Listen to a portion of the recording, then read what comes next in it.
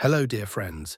Today is December 19th, 2025, and this is our traditional overview of the battlefield map. At the moment, an extremely large number of changes are being recorded along almost the entire line of contact, and a significant volume of operational news is also coming in. The most substantial developments continue to be observed on the Zaporizhzhia direction, in the areas of Stepnohirsk and Huliaipol. In addition, updates have been recorded on the Dnipropetrovsk direction, on the Pokrovsk sector of the front, and in the area of the so-called Dobropilya salient. Changes are also noted on the Kostiantinivka direction, on the Siversk sector, on the Krasnoliman direction, and in the Kupiansk area as well. We now move on to the situation in the Odesa region. A significant amount of information is also coming from this direction today. We are talking about continued large-scale strikes carried out by the Russian Federation against logistics facilities, elements of logistical infrastructure, critically important sites, as well as the region's energy infrastructure. Over the past several hours and days, a large number of video materials have appeared, so let us go through the situation step by step and in as much detail as possible.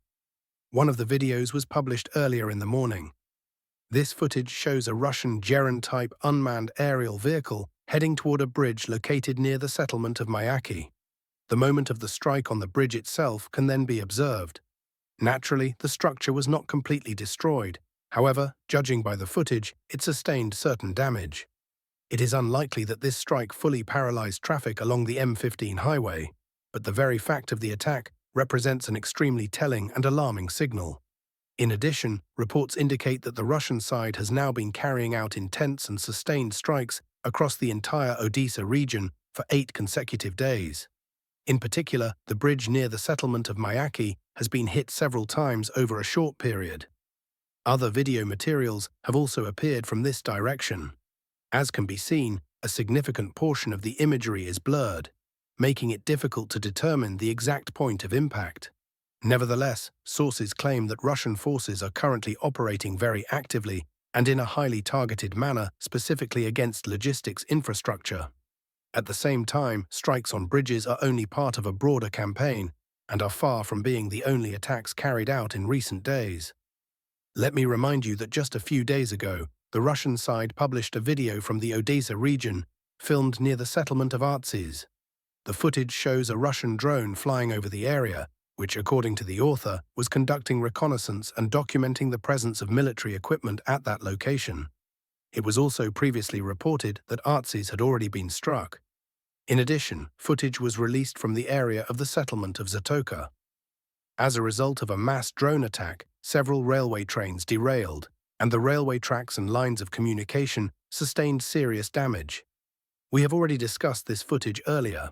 The video was published on December 15th and shows at least 15 strikes on the bridge near Zatoka. The bridge itself was not completely destroyed, but it sustained significant damage. Video materials also appeared from the area of the settlement of Sarata.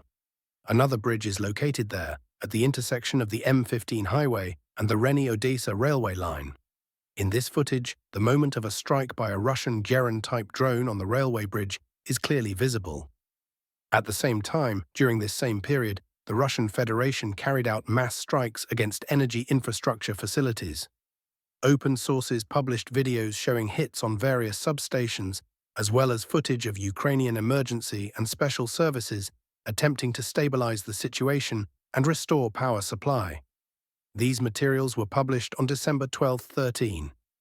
According to the author of one of the videos, approximately 20 substations were disabled in this area during that night or over the course of that day. Thus, it is clear that the Russian Federation is conducting extremely intensive and systematic operations across the entire Odesa region. Frankly speaking, this situation raises far more questions than it provides answers.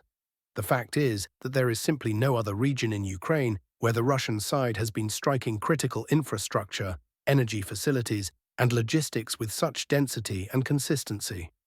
No comparable level of pressure is observed anywhere else. At the same time, we are not talking about frontline areas where active combat is ongoing, such as the Donetsk direction. We are talking about a region that has no immediate front line and no direct contact between opposing forces. In effect, this is rear territory, However, it is precisely in the Odesa region that a large-scale energy crisis and an almost complete blackout are now being recorded. We now move on to the Orikhiv direction.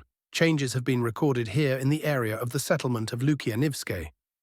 Russian units are expanding their zone of control, and new reports are also coming in from this sector. Let us begin with the settlement of Stepnohirsk. Finally, information has emerged from authoritative pro-Russian sources stating that the armed forces of Ukraine continue to hold the central part of the city, while Russian forces do not currently control this central area. Let me remind you that earlier, those same pro-Russian sources reported that Russian troops had allegedly begun clearing the entire settlement. However, today new data has appeared indicating that the central part remains under Ukrainian control. At the same time, no visual confirmation of Ukrainian control has been published so far, and therefore the map in this sector has not been officially adjusted in favor of Ukraine. Nevertheless, this information is noteworthy, especially given that it comes from pro-Russian sources. It is also reported that Russian units have taken a number of buildings and expanded their zone of control toward the settlement of Lukianivske, strengthening their positions along the flanks. Previously, the map showed only a penetration of Russian forces into the Lukianivske area, but as of today, confirming materials have appeared indicating an expansion of the control zone to the northwest of this breakthrough. In addition, Russian troops are currently actively assaulting Lukianivske itself and have significantly expanded their presence within the settlement. Ukrainian FPV drones pose a serious challenge for Russian assault units. Reports indicate a large number of FPV teams actively operating against advancing groups. Nevertheless, despite this, Russian forces are managing to consolidate their positions and bring up reserves. Next, we move to the Huliaipol direction. Over the past 24 hours, confirming materials have arrived from this sector, including geolocated video footage. Footage has emerged from within Huliaipol itself, filmed at a point where forward Russian positions had previously been located. According to Russian sources, the control zone in this area has been expanded by approximately 500 meters. However, it should be recalled that this territory had already been marked on the map as being under Russian control. There are also reports that Russian troops have effectively cleared the entire southern part of the settlement up to the supply road. This road runs along the indicated route, and according to reports, all adjacent territory has now been cleared. In addition, a so-called pocket in the central part of Huliaipol is being cleared.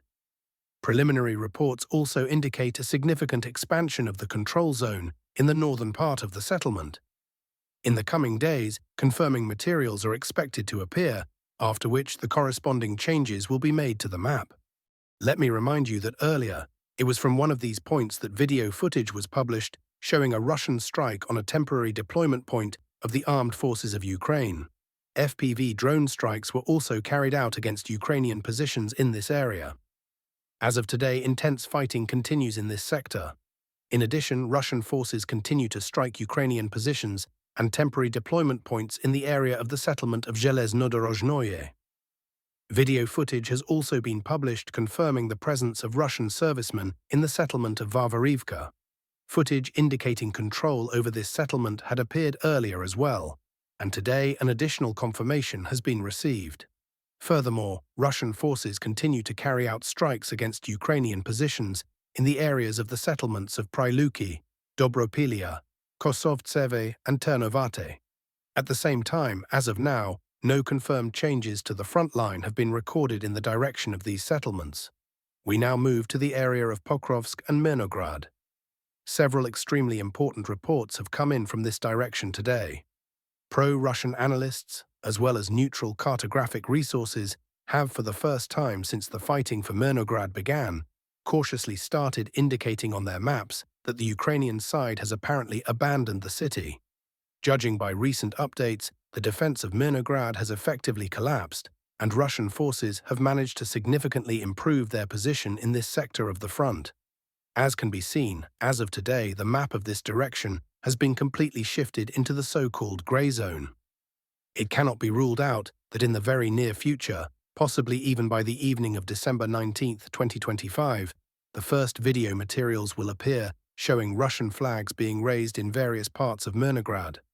There is an extremely high probability that within the next 48 hours, information about the city coming under the control of Russian forces will be officially confirmed by the Ministry of Defense of the Russian Federation. We will continue to closely monitor further developments in this sector. However, even at this stage, it can be stated with confidence that the fighting for Mirnograd has either already concluded or has entered its final decisive phase. Next, we move to the Siversk-Lyman direction. Here, Russian units continue a steady and gradual advance. Today, the President of the Russian Federation stated that at least half of the territory of the city of Lyman is no longer under the control of the armed forces of Ukraine. As for objective control materials, at present there is effectively only a single video available in open sources, published directly from within the city of Lyman itself. Pay close attention to this footage. It clearly illustrates a new reality and the modern conditions of warfare. The city is literally entangled in a network of fiber optic lines, like a spider's web. Thousands of thin strands of fiber optics cross streets, buildings, and residential districts, visually fragmenting the urban space into countless separate segments.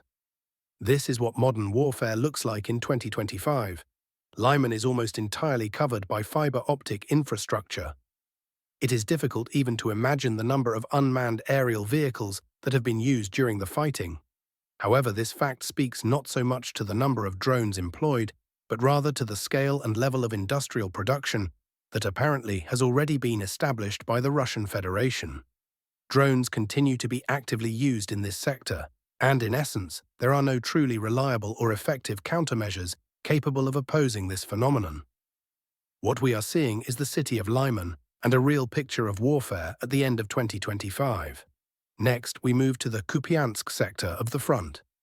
Today, further updates to cartographic data have once again come in from this direction, and this time the adjustments were made in favor of the armed forces of Ukraine. This is how the front line has changed over the past several days. Let me remind you that, according to various experts and analytical platforms, the Ukrainian side is currently conducting counteroffensive operations in this area.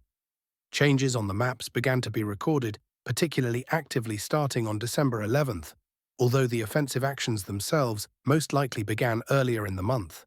Around December 10th, the first objective control footage began appearing in open sources, along with corresponding updates on the maps of various analytical and cartographic services. Ukrainian units are gradually transitioning to counterattacks and step-by-step pushing Russian forces in the direction of the Oskil River.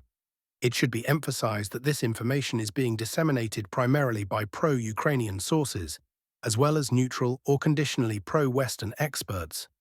The Russian side has so far neither officially confirmed nor commented on the situation in the Kupiansk area, limiting itself to statements that the situation remains difficult but under control. At the same time, today pro-Russian sources published video materials showing a series of FPV drone strikes against positions of the armed forces of Ukraine, almost in the central part of Kupiansk. The specific building that was struck was precisely geolocated, and the strike was carried out on that exact point using an unmanned aerial vehicle. These images indicate that, as a result of the fighting, Ukrainian diversionary groups likely managed to penetrate this residential district, after which targeted strikes were carried out against them. Based on the analysis of this video material, the conclusion was drawn that areas located to the north and northwest of this point are, with a high degree of probability, already under the control of the Ukrainian side. It was precisely on the basis of this assessment that another adjustment to the front line was made. In addition, combat operations are currently continuing in the Kharkiv region as well. Russian units have advanced right up to the southwestern outskirts of the settlement of Vilcha. There is a high probability that within the next few days, information about the advance of Russian forces in this direction will be officially confirmed by the Ministry of Defense of the Russian Federation. With that, dear friends, we conclude today's review. Thank you for your attention and thank you for staying with the channel.